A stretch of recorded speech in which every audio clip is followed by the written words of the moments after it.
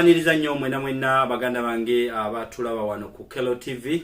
Program yammwe Semakula Musa Show era nga omuweereza wa mwenze Semakula Musa Katende. Olwaleero nga bwe mmanyi mbaleetera abantu ab'enjawulo. Nabwe kityo olwaleero mbaleetedde mwami Kalunji. Mwami Kalunji agenda kubeera nga yeeyogerako yennyonnyolako ne kikyali. Mwami Kalunji nsanyuse okulabako wano mu studios za Kelo TV. Sebo nange nsanyuse okusanga. Yesebo. Era nsanyukidde ddala. Amina. Abatulabe eyo mbadde nsaba obuyanjuliro babuulire ku mannya go neki kyokola sebo. Manya nze Kalunji James. Yeah. Ndi a multitask person. I'm a jack of all trades. Professionally, Yeah. my job, I'm an aircraft mechanic. And I also run a couple of businesses, personal businesses, especially I do sound and lighting. I own a company, Word Through Music Productions. Yeah. And I'm also a motivator. I speak to a lot of youth about career life and things to do in life and how to make it in life.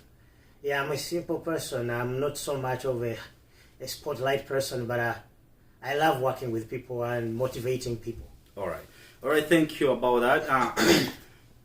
First of all, I want to know, how did you get into the United States? Or which year was that? I came in the United States in 1998. Yeah. And I settled here in 1999. Okay. And yeah, that has been my life. And yeah, I've been doing a lot of things. Probably my coming also, I was involved in many community work and also in sports. We are part of the first people who brought up FUBA, the Federation of Uganda Basketball Association. In America or in Uganda? Okay. Yeah, back then we had a few teams. We had like 3 teams. So you also play basketball? I played a little basketball, but I did more professionally as an official. Okay. I used to do reffing, table work, and graphing for FUBA. Okay, we're going to get there. So when you got in the United States, did you start right away to be an engineer, or did you do any other jobs? Well, really, as everyone has a dream. Yeah. Probably I've been an engineer my life. I was born to be one. Yeah. I fixed everything at home. Where in Uganda? In Uganda. Okay.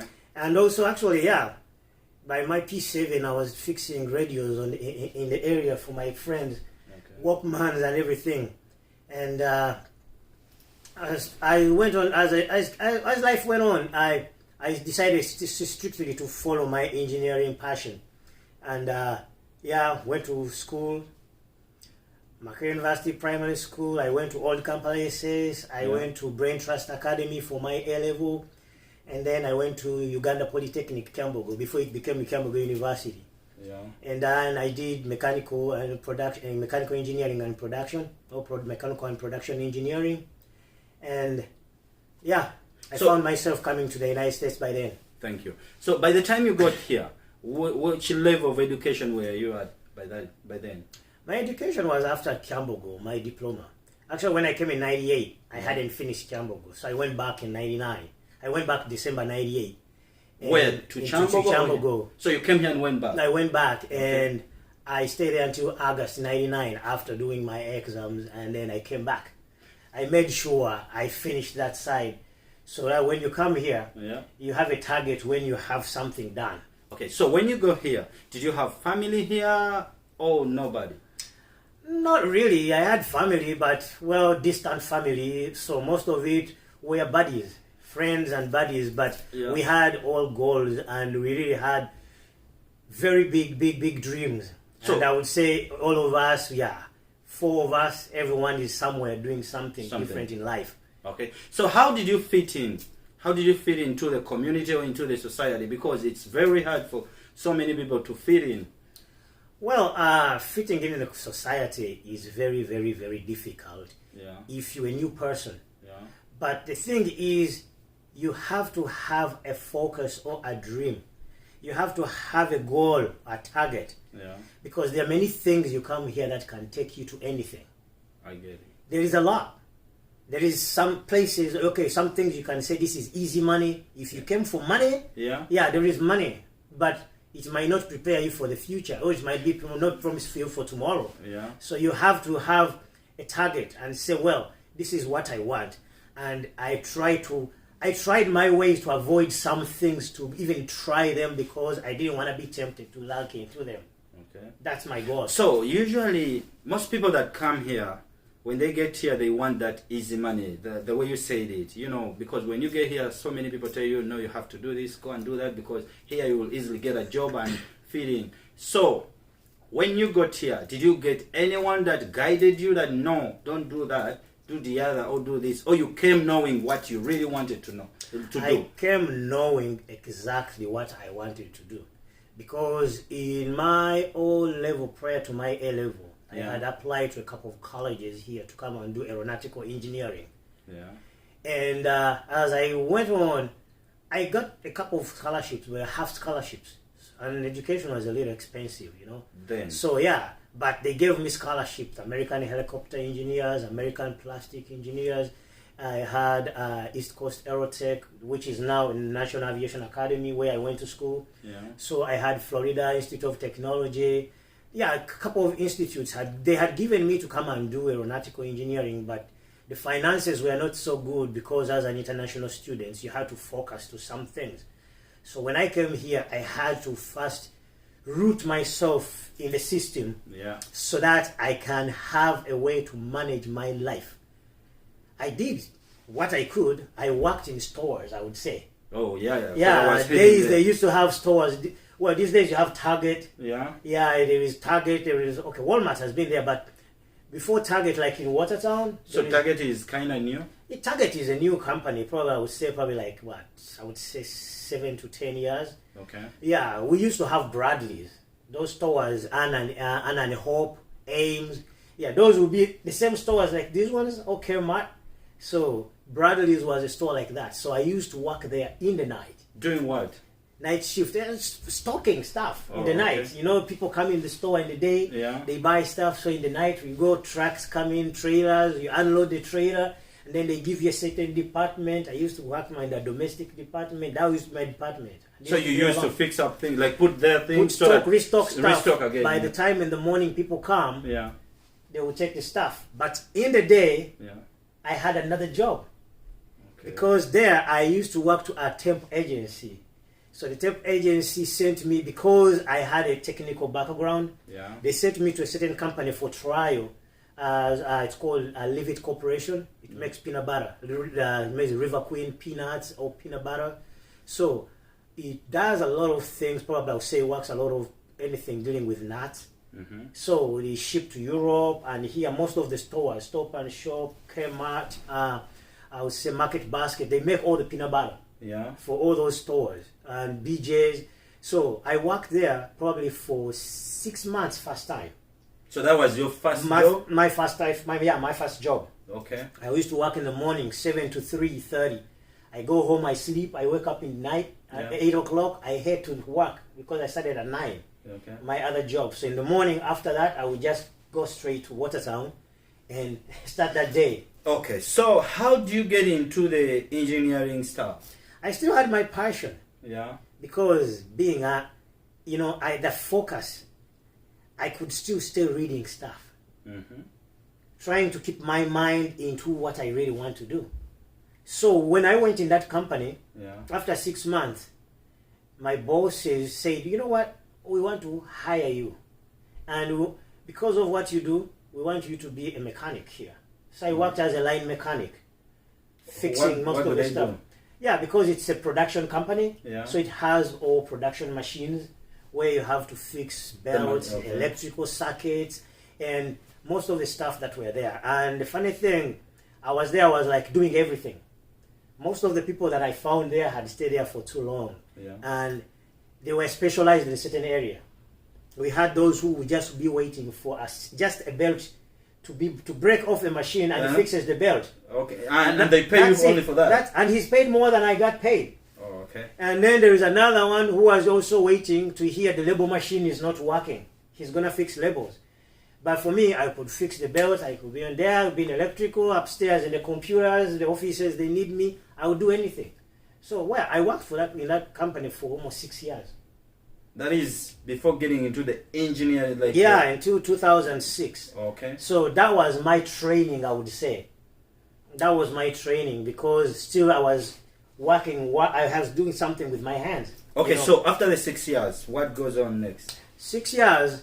That is which year? Like 2006. Okay. I would say 2006. Yeah. I tried to switch.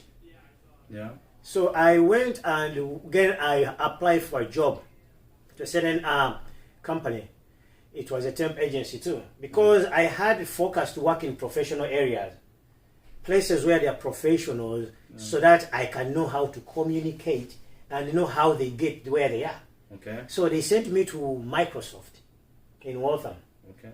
I worked in Microsoft for probably 3 months. As who? Just as administrative assistant, because most of their work is more technical, even if you do graphics and stuff. So they need people who have a technical background. You can read blueprints and stuff. Yeah. And then after that... And you knew how to do that? Yeah, I taught myself. Okay. I taught myself because computers then were many. And that's the age when computers were like everyone wanted to know what a computer is. Yeah. You could go online and read about stuff. Schools were here just to teach people how to use a keyboard. Okay, so now you are at Microsoft. I worked there for like 3 months. And then they transferred me to another company next door. Doing the same thing? Duke Energy. Okay. That's a company called Algonquin Gas or Duke Energy. It owns all the gas pipelines in the United States and in South America. Okay. And some of them in Europe too. So it owns all those pipelines and it has all the engineers. So they have sites and places to work in Connecticut. They own Duke, the dam, the first dam, one in America. They own it? In South Carolina. So they own it. It's a big company. Yeah. They have planes, they have a lot of things. So these guys would work on the field. I could see a guy who works for 2 weeks and the match is paid. And I'm like, wow, I just want to know how these guys work. Yeah. But the funny thing... So were these guys whites or even some... Most of them were whites, but there were a few blacks. There were blacks too. Okay. So they loved me. Okay. So one guy told me, man, you know what to do. You know these things? Why don't we hire you? We take you for training and you work for us. I told them, I have certain things I have to focus on as a person. Yeah. Yeah, and I hadn't really fully cleared up with my papers, So I didn't want to get into something where they're going to dig so much. Though I was working with all these, I was legal. Yeah. I was legal, but I wasn't. But you wasn't fully where you wanted to be. Where I wanted to be, so that they can promote and they will tell you they need a passport. Then I hadn't gotten the passport, Okay, yeah. So I didn't want to be somewhere where you have to send me to Canada or to Europe. And I'm like, when it comes to that, I won't be able to do that. Yeah. So I worked a little bit. So I worked for them for like 6 months. I would say 6 months. And after 6 months, I went and worked for the state again now. Okay. Still in the same in the field, technical field. Okay. I worked for it's called, we used to work with, I would say, Northeast Library System. It's a state part, so we have regions. Yeah. So there we would be like distributing material for libraries. And if you take a book from Bellerica Library, and when you're done reading, you want to drop it in Burlington. So someone has to pick it from there and they send them to a certain center where we sorted them. They have codes, so you would sort them. This goes to this place, this goes to this place. This goes to this place, this goes to this place. And then in the morning, you come and load a truck. We had trucks. You load a truck, you have 14 libraries to go to take those material and pick up. Okay. That was the heavy job. Sometimes, you come with a truck full of books. So is it from there that you got into the engineering? Yeah, and then I started, I was focusing on that because by then, 2004, 2005, I started my personal business. Okay. Sound. Okay. Small, I started small, but I would do small events, rent out stuff. I had these Nigerian guys. I would buy stuff and they come and pay me more to take them, so I would upgrade every day. Okay. So I kept on upgrading. So A time came when from that time there, I took a break and concentrated on my business. Okay. That's also because I wanted it. I loved it. It's not much I You had got it. passion The in that passion also, I yeah. have for sound and production. It's part of me too. So I tried to focus on that. So I took some years, actually from 2009 to 2012. Yeah. Yeah, 2012. So after 2012, I started doing personal consultations, computers, home, all technical work, I would say. Yeah. I tried all the fields. So I could go fix stuff in people's houses, installing ACs, installing. So you could fix everything. Yeah, I almost. would come and tell me, okay, you know what? Yeah. We have a problem with our water heater. I would show up. We have a problem with power. Yeah, I used Would to you work. fix or add on the damage? No, I would fix it. Okay. I knew, you know, when you have a technical line, you know You can know what to do. troubleshoot. You Yeah. read manuals Yeah. and you know what the problem should be. Okay. So, and that time people used to buy houses a lot, and those are either older houses. Yeah. So they would call me to change lights, like they want to change the type of lights they want, the chandeliers. Yeah. They want to change the socket. Used to have 2 plug sockets. I would change into 3 plug sockets. Yeah. So you- That time was for me to also discover myself Yourself, yeah. and be me. 2014 is when I'm focused. I'm like, now I'm going to go to school.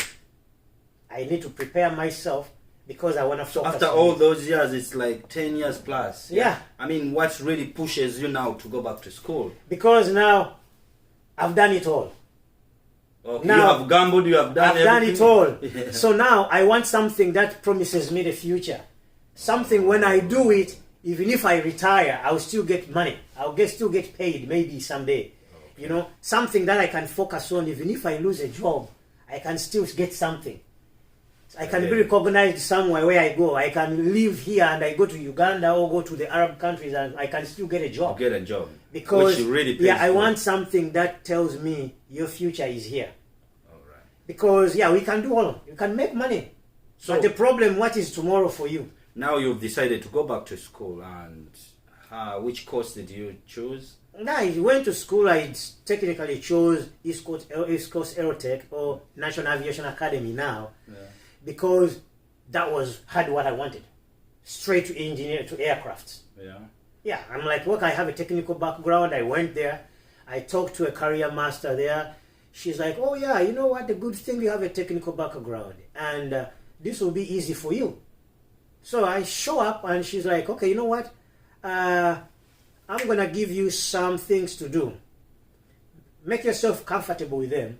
If you find yourself you want to do them, do it. Okay. All right. Whoever is watching us on Kalo TV, this is Semakula Musa, and this is the Semakula Musa Show. Right now, today I brought you Kalunji, Mr. Kalunji James. Yeah, Mr. Kalunji James is an engineer. You are what? Aircraft engineer. Aircraft engineer. So we are trying to give notes on how he got there and what he did and what really inspired him to get into the aircraft engineering. So, let's proceed. Yes. So I took a moment in 2014 when I went there. Yeah. So she gave me a lot of things to go to read about and focus on. So it took me some time to try to bring back my mind back to school. Okay. You know, I had to prepare myself. Now I want to get back to school. So I started teaching myself. Get books, read. Get books, read. I said, okay, it's August 2014. If I want to enroll, I'll enroll 2015. But if I have to enroll 2015, I have to be prepared I have now. to prepare myself. Now I have a family. Yeah. You know, By then, now I'm you're- married. okay. I'm married. I Okay. got married in 2006. Oh. You know, Yeah. July 29th, 2006. So you were still Now- married until that time. Yeah, and my wife was going to school, so we had that's the other thing. Okay. So when we got married, my wife went to school. She went to community college for 2 years, Okay. and then after that, I'm like, I think I should go back. She's like, you know what? I think maybe let me keep going. I'm like, okay, now focus. So she decided to go for 2 years, and when she went for 2 years, she went for a degree again. Okay. Now she goes for a degree. She wanted to do pharmacy, and now she's like, nah, I'm changing my mind. She comes home, you know what? I'm changing myself to biotech. So she did a degree in biotech. Okay. So after that, and somewhere there in the middle, we had a boy, we had a baby. So she took off a year. So that means that's another backtrack. Yeah, you have now to focus. That is before you went back to school. Yeah. Okay. Because I wanted her to focus fast, to get what she wanted, and then I can go. Okay. Because we gotta find a way to make provision to be you have standard. to be with someone who will back up at least extra earning, exactly, to make sure you guys can can stay on the course. Yeah, you might all be going to school, but you don't have food on the table. You have bills to pay, and you have a son now. So you need to have a plan in place. Yeah, my son was born 2012. Oh. So, and then she goes back to school again. After getting the degree? Yeah, no, because she took a year off. Okay. And then she has to complete. Oh, yeah, I get it. So she goes, and then she graduates. On her graduation, then I'm like, okay, fine, now, family. Let's focus on family. On family. So there, yeah, we're like, we got this. Actually, we had a plan when we had to buy a condo. 2011 is when we bought a condo. Okay. Because now family, we have to start focusing on family. While she's going to school, we say, you know what, we have to settle. We bought a condo. 2011, we moved it in Thanksgiving weekend in 2011. And now the son comes in December 2012. So that's all family time. Now, family time, yeah. 2012, that's the time I had almost a year of focusing like family. And my son was like every day. My son never went to daycare. I was with my son from day one. For how long? For a whole year. So I could go and do my jobs after when she comes from work, or days she had off from work. Okay. I would go and do my business. I would make appointments with people and focus. That is, by that time you were doing your business. Yeah. Like going that's when I was doing my business, fixing stuff. And then the music stuff. Yeah. Okay. The days she had off work, I would go. Because she also now worked in the night time. She used to work at a hotel as I would say an accountant. Okay. Because her background, first she came from Uganda, she was an accountant. Yeah, she came here like, I want to go into science. So that's when it is. So now, after graduation, yeah, she takes some time, she gets a job. Then I'm like, okay, now, she's like, now you got to go to school. She started pushing me to go for what you wanted. Go for what you wanted. I'm like, okay, now I'm taking a break off school, you go. They always call us, you guys never stop going to school. Yeah. So those were like, she had gone to school for almost, I would say 8 years or 6 years then. Wow. Yeah, community college 2 years. I have to go for a degree for 4 years. You have a year off, and then you have preparation. And then now you're deciding to go to school. Yeah, I go to school. Yeah. 2016 I enrolled. I went 2015 December. I said I want to join. For a bachelor's or? No, it's actually it's a diploma in engineering. That's they offer. They call it a diploma. Okay. Because I wanted hands-on. I didn't want to go all around stuff. 4 years, no. So now I have a family. I have to focus here to get money. 4 years. A degree is going to be for 4 years. Plus, depending on what extra stuff you're doing. Okay. So now, if I want to go for a degree on it, for the real aeronautics, I can go for 2 more years. Okay. Because the school gives you credits. Yeah. Okay. The school gives me more credits of what I earned from there. From there, okay. So I'm like, I'm going to go for it. So one day, and then what I did, I started doing Uber. Okay. Now I need to get a side job so that it can facilitate home. Yeah. And my going to school and work. Yeah. So one day I'm getting a passenger going to Hanscom Airport. The school was still at Hanscom. Yeah.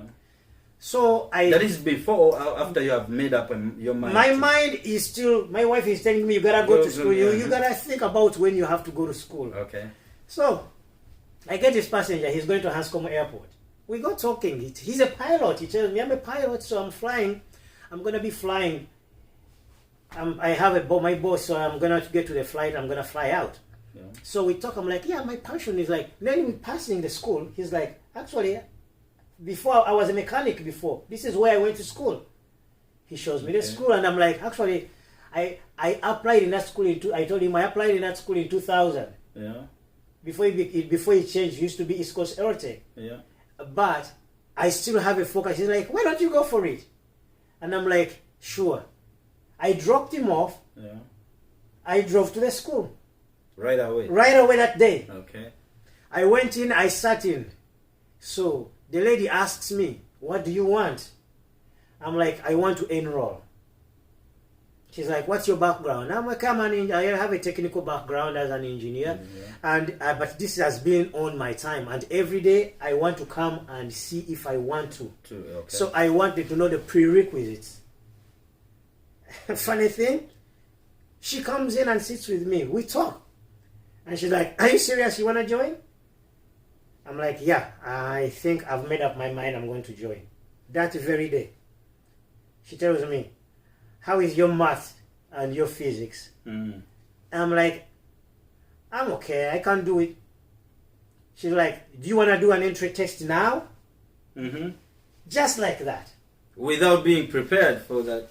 Because test. when I walked in, she said, how you talk and how you present yourself. It looks Were like you good in math and physics? I did physics, economics, and mathematics in my area. That is way years ago. Yeah, but mathematics doesn't go away. All life runs on mathematics. Okay. And things I do run on physics. Probably I do more technical work. So, and here most of the mathematics is out. So now here comes the test. Yeah, I walk that very moment. Yeah.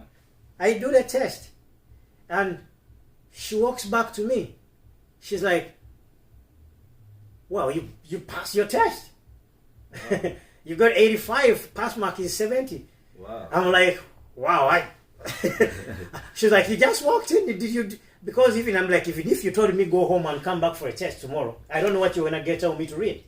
So she told me, well, now, here is the admission information. I need you to come back tomorrow, bring me all your old transcripts from your schools that you did, so that we can send them for conversion. As soon as they approve them, you start classes. And that is classes for how long? 14 months. Non-stop. That means you didn't have to do any other thing but go into Monday to Friday, 7:30 a.m. in the morning until 3:30 p.m. in the afternoon. Every day. You can't miss a day or an hour. So they count the hours? If you missed 15 minutes, if you came late for 15 minutes for a class, that is considered an hour lost. So you have to make it up after the class. It keeps on piling. You cannot graduate if you have hours that you didn't make up. Oh, okay. Because it's a requisition for the Federal Aviation Administration, FAA, to complete 2,000 hours in order to sit for the national exam. Okay. So you have to focus, and even in class. So even if you fall sick, like if you call out, you tell them I'm not, unless you really have they can give you 4 days when you have a very, very, very important emergency, where they will be like, you know what, yeah, it's okay. But when you show up, they'll give you some notes to read and give a test in order to compensate for to make sure you caught up with the rest of the students. They have to make sure you pass. Okay, so now you have gotten in and you have started your study. Yeah, I started it. First term was a little challenge. You know, when we showed up, people were showing up to school. Yeah. We had high school kids from high school still sharp in the mind. Yeah. We have 50-year-old guys also showing up. Yeah. And like some of us are like middle there. But the thing is like, are we ready? Now these professors come in and they ask you guys, are you ready? How many people were you in the class? We started probably 35. We Okay. graduated 18.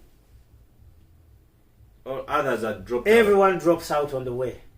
Okay. That's how hard and tough it is, because if you have other things you have to keep doing, that's a problem. So now you're in the process and almost finishing. Well, finishing is the toughest time. Now, you are in school, you have this bunch of books. Yeah. The first day you report to school, they give you the books. They say that's for only the first 2 terms. First term and second year. Wow. So you like first term and second term, the books are like this. Every huge. You see humanities, another book, airframe, another airframe, FAA regulations. The book for FAA regulation is as big as this. You have to know all the regulations before even you have to do anything. Okay. So you go in class and then you do your airframe. They give you a certificate. You do your journals. You have to prove journals is considered as like the journal class. You have mathematics, English, physics, chemistry. That's like general Too much, paper or whatever. yeah. So you do too much in it. That's when they know your ability to understand, if you have to understand the next phase. So if you pass your journals, and then you proceed to airframe. So did you have any practicals, like hands-on? A lot. Everything you do is hands-on there. So they had They have aircraft there, they have like- aircraft engine, aircraft parts. Every part they teach you, they bring it in class. If you have to go touch another thing, you go outside. We have rooms like technical rooms where we have the practical rooms, we have the engines there. They will tell you this is a Pratt & Whitney engine, this is a Rolls Royce, this is for a PT something, or they will tell you this is for a Cessna. You're going to have to time it, you're going to time the magnetos. They give you the magneto, you open it all the way, the carburetor all the way inside. The engine, every pipe, what everything does, you have to name it and tell it and measure. And So now, so you want to tell me that you know every part of the aircraft engine right now? well, depending on what you went to school for. Okay. Because what do you do? These schools, they'll teach you general information about aircrafts. Yeah. How aircrafts are, how do they fly, what makes an aircraft fly, what parts are involved in an aircraft, and how is the safety of aircraft, how do you maintain an aircraft. It's like telling you to fix a car. But when you go after graduation, whoever hires you has to teach you exactly on what aircraft you operate. They have to be specific. Yeah, because at school you got too much. They teach you everything. Okay. General knowledge about aircrafts. Yeah. So you're gonna learn about, most times they are Cessnas, Beechcrafts, King Airs.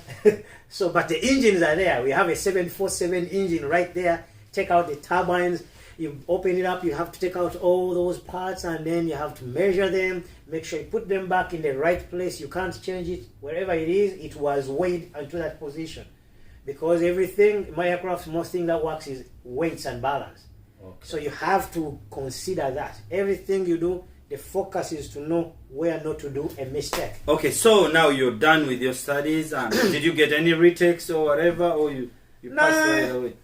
Well, after you do the schools, Yeah. now you have to start going for the FAA exams. Okay. So after finishing my journals, when I was going for airframe, I said, let me take a shot of the journal. Some kids were doing it and they are passing, so I went there. The first shot I tried it, the pass mark is 70. These are hard. Mhm. I got a 68. I was like, if you have 70, you have passed. They don't care if you got 100, as long as you have 70 and above. If right. you have 69 and 0 and down, you have You're 0. failed. You are 0. You don't Okay. care. Whatever you got, they don't care. You failed. The You computer failed. says failed. So I was like, whoa. I gave up on it. I just stayed. You know what? Let me focus and just do what I have to do. So I went in. Then Yeah. now some guys are done with their journals. They have done their airframes, and now they are focusing too much. As soon as you get your certificate from term 6. Yeah. Like you finish your power plant. Now you have to go for your exams again. Your Like written. whatever. We have different tests. Okay. We have writtens, we have airframe. Now we have journals for writtens. Yeah. Then we have writtens airframe. Then we have writtens power plant. And then after that, you have to do orals practicals for airframe and orals and practicals power plant. That's when they have to ask you questions. You go in front of the examiner. He asks you questions one-on-one. Okay. And then he tells you to do something with your hand. Can you design me how you're going to patch an aircraft? It has a hole. How you're going to do it? He gives you the measurements. And then you measure. You know how many rivets have to go there. Yeah. How much weight you have to use. How much of the size you have to use. Is it a double patch or a single patch? Things like that. Okay, so is flying an aeroplane like or aircraft also one of the requirements? No. So do you know how to fly or you don't? I don't fly aircraft. You don't fly. And I've never had the passion. You can do it because now you know how they operate. So that means if you want to fly it, you have to upgrade. You have to go for flying to flying school. You have Okay. to get those. You have to get the skills for flying So- an aircraft. But you can learn what they teach you, how to start and stop a plane. You know how to start an engine. That is a basic. You have to know that as a mechanic. You have to know how to start an aircraft engine. Okay. You have to know how to stop it. You have to know how to run probably most of the systems on the ground. It's ground operation. Okay. You're not flying it. So you have to know all the ground operation. So it's the same thing that the pilot, sometimes you may find that the pilot doesn't know how to operate it. Like, most air pilots, they are standard, they are like drivers. they don't know, they are non-mechanics. Because he cannot fly that aircraft until it is signed off by a mechanic. Okay. If he comes, the moment he lands his plane, Yeah. the mechanics come to do an airframe inspection. You come on and look at the aircraft all the way around and see if it didn't get a bad strike, or we call it FOD, foreign object damage. Yeah. You check in the engine if it didn't take a bad, or no stone, or nothing, and turbine is cracked, or the body, nothing, there's no hole. And after inspecting the whole frame, then you go and check his note, the logbook. Okay. The logbook, he writes everything he experiences. The pilot? Yeah, Okay. everything he's experiencing when he's flying, everything the passengers experience or the passengers tell him, everything the hostess will tell him that, okay, someone's complaining about this is not. So when you go in the jet, you go in the logbook first. You open the logbook, you check the current page. You see what he wrote. If he wrote something, he will tell you at this time on this date I found out this and this and this. You go back in the logbook, you check if there is someone else who checked it too. If someone also reported it, And then they changed it. They checked or it. if they changed it, they're gonna write that they changed it, and you're gonna sign it, because you cannot sign off work that you didn't do. Okay. If you only did a screw, that's all you're gonna write. I removed and replaced the screw on this part of the aircraft, And you signed. and I signed it. Or I removed this part, serial number this. Yeah. Part number, serial number, and you replaced it with part number and serial number. Mm-hmm. You have to put exactly what you What replaced, you what you replaced. removed and replaced. So in case of anything that really You write- doesn't go right, Exactly. they call- You write yeah. your name. You write your initial. your mechanics number. You have your MP number, or you call it the license number. You write it there. You write the date, and you put your signature. Just on your little part you did. Everyone is responsible for what they did. They did. If you did a job and you didn't finish it, you have to leave a note. This is what I did. I stopped here. You write it down. If you're not going to complete it and another person is supposed to start, he's going to write where he started. Because the thing is, like, everyone is responsible only for what they did. They did. If they're making an investigation, whoever touched that thing is going to be looked at. Whoever touched what they did. that part, what did you do on that aircraft? We have a rule, like in aircraft, 2 pilots flying an aircraft don't eat the same meal. The pilot and the co-pilot eat different meals. Yeah. Because if one gets poisoned or food poisoning, another one has to be safe. Right. So even now, the rule in the technical line is, if you are a mechanic and you fix one engine, you are not allowed to touch another engine. Why? Even if on the same aircraft. Oh, so Don't even go there to tell them anything. leave them do their shit. Because you're responsible on your side. If you made a mistake here, you don't want to take that mistake there. Okay. If you had a problem here, you don't want to tell them what you did that way.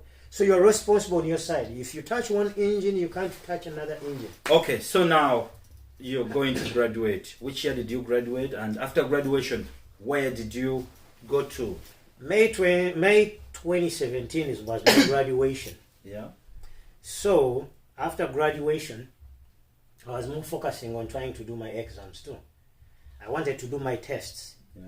Yeah, medically, I had a lot of, I would say, while we're going to school, I had a lot of companies wanting to take me, even if I hadn't gotten my license. Yeah. But they would, because in the field it says, if you are around the equipment for a certain time, you still stay a mechanic, but you have to do your exams. Yeah. But it's still, because you have to stay current within 2 years. You can't keep away from fixing an aircraft or from aircraft after 2 years. If you don't, you're gonna redo your test. Your test. So you have to keep around it all the time. Be around the aircraft. So I didn't try even to apply for any job. I was just trying, let me finish my exams and do my thing. Yeah. Then, because I was going to school, I was doing Uber. Yeah. I would go to school, after school, come home, rest for an hour, go do Uber. At 9 o'clock, I'm home reading my books, doing my homework, and So Uber morning was class. the side business. That was my job then. Okay. When I was going to school, because I was making money. On the weekends, I would work Saturday all day. Sunday, after church. At least I would go put in 2 hours. Okay. And then Monday, after school. So every day after school, you Yeah, could go I would and go. at least get If some I money. feel so tired, or if I have a lot of work to do, I couldn't. Okay. Yeah, I focused on that. My wife would understand that. She knew, because she knew what I was going to do. So I took some time off. I was there focusing to do, that was, because graduation was there May. Yeah, the graduation was May 4th. So yeah, that time was 2017. 2017. So I took some time to take a break. And I want to get back my life. After that tough time, I needed a life back, at least for some time. So I was doing more my businesses, sound and Uber. So I picked up doing my business in sound and my technical consultations. And then in March, I had I think they chose a few of us because of After you graduated. Yeah, after our because we did good in school. Okay. Yeah, I got a 3.84 GPA. Okay. So we got all, because we are one of the most of the class was good. Yeah. So they chose a few guys from us. So 3 guys of us were chosen, and another class from another class they chose 4 guys. So they told us to attend some Aerotech in conference in Europe. So here, that was April 2018. Yeah. I head to London. I went to Birmingham, actually. I went to Birmingham for the Aerotech Conference? No, it was a convention. I would say a okay. convention, because it's a conference, but more of it was things you see. Okay. So I went to London, and the moment I'm thinking, I'm like, am I going to do this really? Do I really need it? But I said, okay, you know what? Let me go. So we went 5 guys total. So we are there, and some guys didn't even want to attend, because they cared you less if you attend or you don't. Okay. It was like you show up, So, you don't. so, You show so up. the school was But I know they, putting all the bills? yeah, Okay. but they had guys they had, so I think they had focus to do. Some companies had guys who they had to do that, because no one knew. So for me, I went there. First day I was there, second day I was there, third day I was there, and I was asking a lot of questions on how things, they had a lot of things they had to do, and like the modern ones that are coming out soon. Yeah. So I'm like, wow, how does this work? I stayed there to attend some extra classes to know when they have classes to teach people how things operate. Okay. So yeah, everything gets done. I hang out for a while. I fly back. When I flew back, I would say 3 days after I fly back, I got a call from the school. Yeah. We want you to report at school. Someone wants to see you. I haven't done my certification. Yeah. Though I had the school certificates, they allowed me. But to you do hadn't done the one for the the federal. state. The whole federal. Yeah, I'm doing them. I've done a couple of them. I have a few to go. Yeah. So, and I go, and the guy shows up, and the school says, only 2 guys of you are going to be hired by a company. They had guys there. They were focusing on you in London, but you guys, no one knew. But you guys did an excellent job in UK. So they are coming to school to hire. So Tuesday, show up at school. Tuesday, I went back to school, and the guy shows up. Guy from which company? STS. Okay. What is? I even didn't know where he was coming. They just say someone wants to see you. STS. yeah. It's called STS Aviation. Okay. So STS Aviation is a very big company here in the US. It's based in Florida, but it has offices all over the world, I would say. Okay. Yeah, they do aircraft parts, they do line mechanics, they do MROs in depending which state. Yeah, it's one of the companies that has a lot of opportunities for people who are starting to get in the field. Yeah. So they give you exposure, Yeah. and they boost your interest. If there are people who come in and they just drop out, you know what? The tests are becoming so hard, I'm going to find another thing to do. And people drop out, but they give you that motivation to keep staying. So I go there, the guy shows up in the afternoon. He tells me, I'm not here to interview you. I went all you through your school records. You are excellent, and your background of technical what, I'm fine. I'm just here to ask you if you want to work for us. So I said, oh sure, I want to work. That's what he told me. So they had already given you a job. It was That's it. It was me up to you to make a decision. To make a decision. Yeah, because they asked me at school, do you want a job? I'm like, yeah, I will take it if it's there. So the guy shows up, I'm not here to interview you. I'm just here to give you a job if you want to work for us. So he tells me, you're going to start working in June. That was April. Yeah, that was in April. Okay. So June comes in, he said, you know what, we are getting there's a big contract we are getting from JetBlue. Yeah. And they need people. This is going to it's going to be a big business because they need people who are going to be working in the cabin. Most times like more the airframe and the cabin inside. So I'm like, you know what, I don't mind anything as long as I'm on the equipment. Yeah. That's good for me. So we go in. And the funny thing, JetBlue extends the contract when it's supposed to start. So during that time, what they told us, those ones show up in the day, show up. Yeah. So me and my other guy called Ihab, we showed up during the day every day. The daytime mechanics taught us a lot of stuff. In JetBlue or? No, in the company. In the company, okay. Because the company has contracts with Air Canada, LATAM, that goes to South America, yeah. Republic Air, yeah. Air Morocco, and these companies, most of them use Boeings and Airbuses. So, and a few Bryars too. So during the day we learned a lot of stuff. By the time our program started, we went for training. JetBlue had to take us for another training, okay, to train us in their company rules and how they do their things, how they want them. They sent us someone. He taught us for one day. Now all the rest of the guys show up. One day he taught us to do something. Yeah. So we went in, we learned stuff, and the guy disappeared. We even don't know where he went. The guy who taught you? Yeah, he was a JetBlue. They brought the guy to teach us. So we started working. They said, next week, you're starting to work by yourselves, guys. So we worked and worked and worked. Every time they said, you guys are doing an excellent job. Most of the things we did, even the mechanics in JetBlue didn't know. Wow. Yeah, they would have to ask us, because now for us, we had specifically focused on doing the cabin, how seats operate, okay, everything inside the aircraft, how they work. It's us. So they would come and do most of the outside. But if you want to know anything, these are the part numbers they don't know. Some of them even don't know how they are called.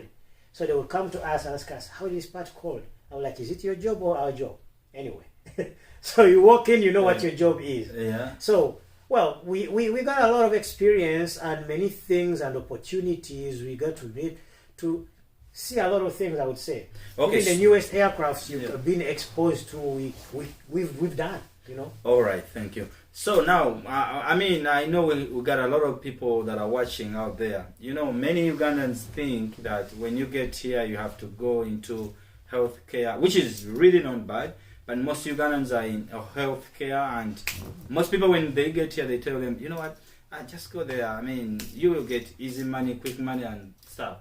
So the main reason as to why I wanted you to share your story with everyone out there is to motivate other people. Because there are people who come here and they just get into getting quick money, yet losing out on what they were passionate about. So you got a passion of being an engineer, you pursued it, and then here you are. How long have you worked with JetBlue? 2 years. 2 years. Mm-hmm. And you're still going? Yeah. And how is it? Awesome. Yeah. So would you really recommend someone to get into the same field that you're in? Definitely, very much. You know, I would say I appreciate everyone who comes in here with a goal or things to do. Yeah. Some people come with laden, I would say, with a big load of, I would say, debts. Yeah. So they have to focus on the quickest way to get money to pay back debts. Yeah. But And that is the biggest majority. the biggest majority. Yeah. But most times I really want to talk to parents who bring their kids, Okay. who bring their children here. Yeah. Because some of us, I would say, we look at these things and we say we are not all going to end up like in a healthy care, because we need people in every section. See the Nigerians and everything. Yeah. Doctors, lawyers, what. Being in multiple places, I salute Mr. Luasa in Boeing there. Yeah. Yeah, he's awesome. Oh, Rasa is the one. Yeah. There's a video that I saw. Yeah, So that's Engineer Luasa. He works for Boeing. Okay. And I have my other buddy now. He works for NASA. We went to school with him, even from Uganda, from nursery school. Okay.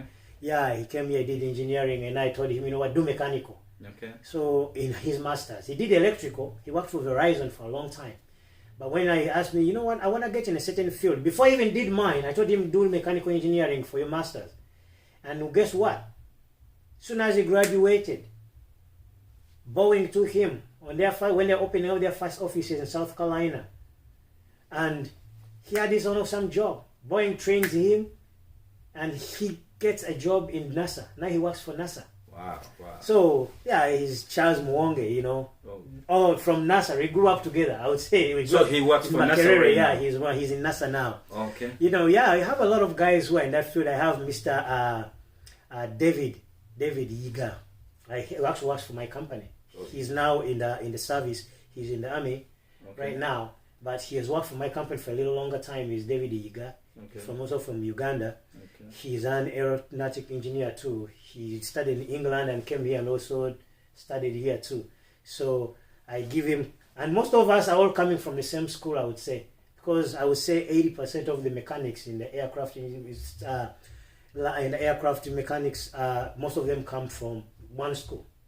So they all came from... That is the oldest school. Which school is that? It's now, I would say, 36 years old. Since 1932. It's been there since 1932. Wow. It used to be East Coast Aerotech. Yeah. Now it is National Aviation Academy. Oh, okay. We have a campus here. Is it the biggest in Florida. here? Yeah. Okay. It has a campus here and in Florida. The Florida campus has a lot, even has avionics. That's when you have to do the digital stuff on the screens and stuff. Okay. So that's in Florida. But, I give credit to them. But the thing is, when we have to focus things, especially I talk to the young men out there and the girls. I have a lot of girls also in this field, and they challenge me. Yeah. We have girls there who can dismantle the whole engine and put it back alone, standing there alone. So when you come, know what you want. The other thing, because kids get excited coming to America, and they lose the goals. They just come lose focus. They lose focus and the goals because they want this excitement. Oh, we missed all this. This is the fun. I've been watching TV. Now I'm in what the TV has been showing me. And they lose. Sometimes I don't blame the parents. The parent, his focus is to make sure the child is fine. The parent is trying to get back. Maybe they go to credit to pay back the loans when they had to bring those kids. Now the kids also have to have a mind where their future have to be, though the parents do. So I always ask some of the parents, like, you know what, can I talk to the boy? Can I talk to the girl? Do they really want to be where they want to be? Or is it fine? Because what the parents will tell you, you know what, we spent money to do this. You want to make some money and we pay off this. Yeah. So the kid goes to start working in the healthy care, gets a certificate, and they start working. You do the first aid, the CPR, and then home health aid. So they start working.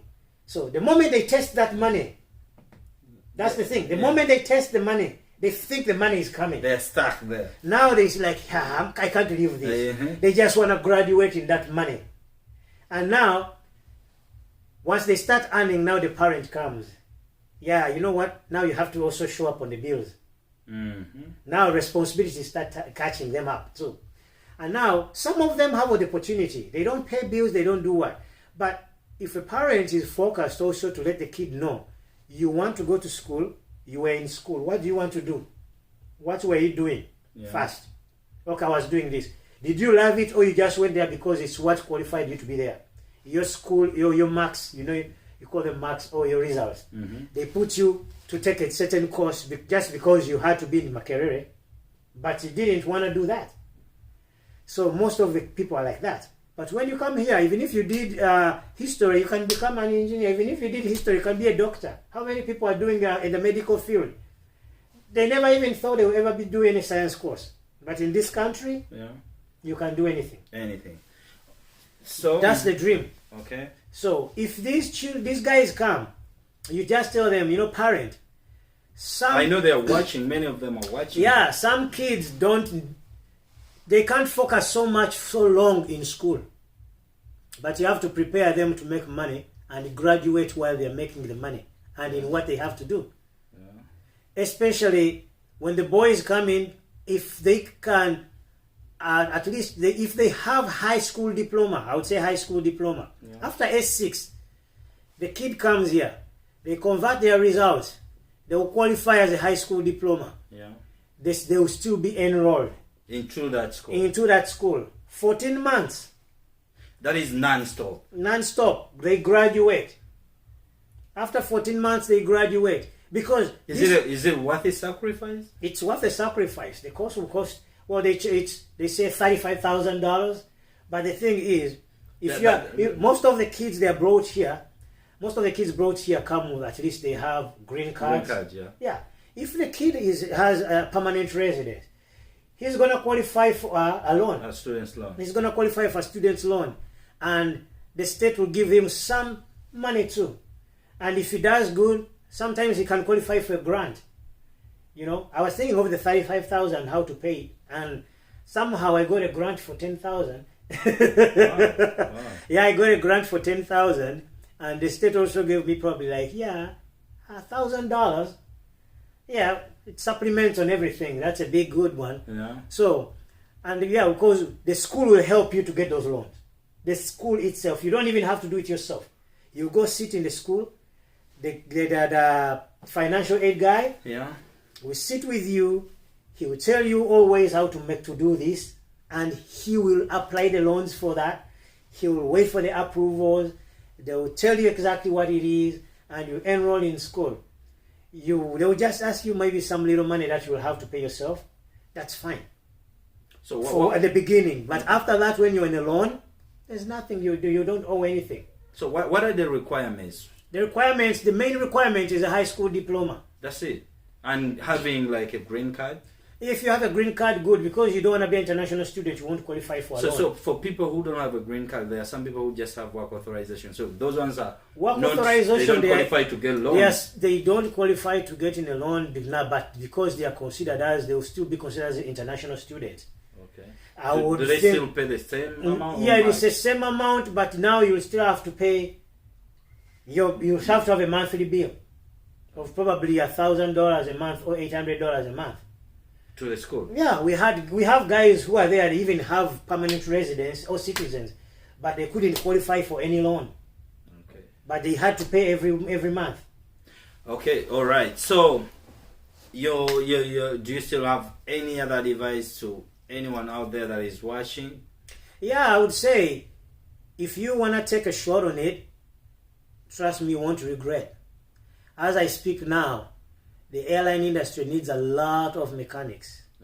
300,000 plus in the next 5 years, because most of them are retiring. Baby boomers are retiring. So now they need a lot of mechanics. And 14 months you'll be making money. You start making money. Okay. Yeah, 14 CB0. months. It's not hard if you are in school here. Okay. Because even the professors will help you to make sure you pass and you understand. Okay. That's it. If you have a target, there is nothing hard, because even those who do nursing, and I think nursing is harder than this. Really? If you have to go get a degree, a bachelor's degree in nursing, it's harder. It is harder than this. So is there, if anyone wants to get in touch with you, let me say, because maybe someone is there watching us and someone is interested and they would really want to get in touch with you, and so that you give them some notes or give them guidance here and there. Is it okay if at all they contact me and then I give them either your contact, or can you give them your Facebook account so that they can follow you there?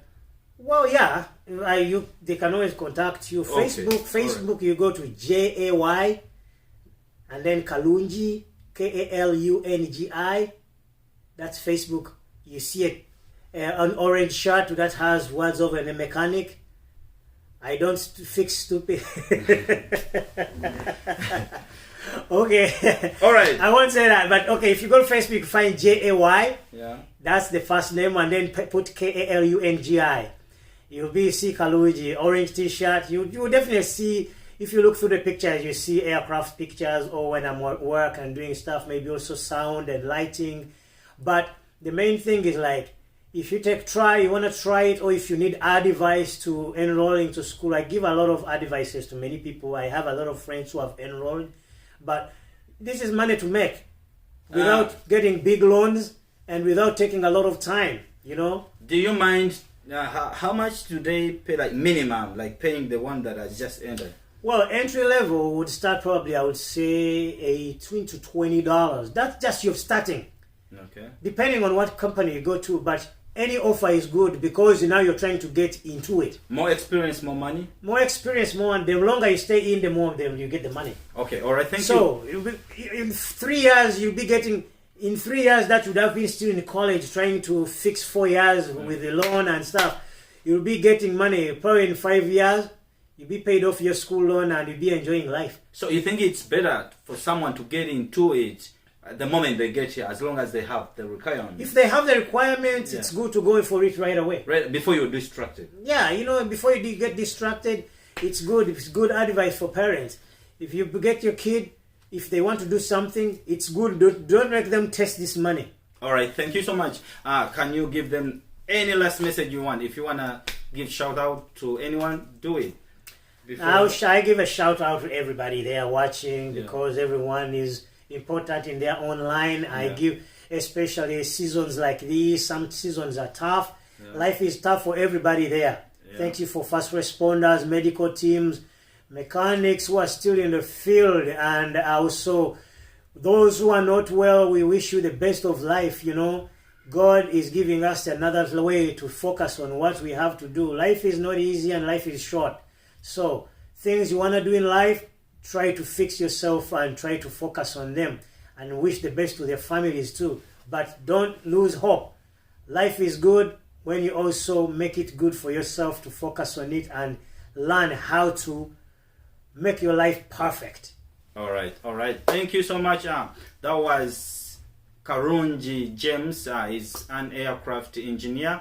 And in case you want to get into the same field, please try to contact me, or you will contact him directly. He will give you some advice so that you get to know how to get into it. Don't fear anything. Don't listen to people that really discourage you, because everything is really possible. Thanks for supporting us. Thanks for watching Kero TV, and thanks for watching Semakula Musa Show. Your host today, Semakula Musa Katende. Until next time, have a good time.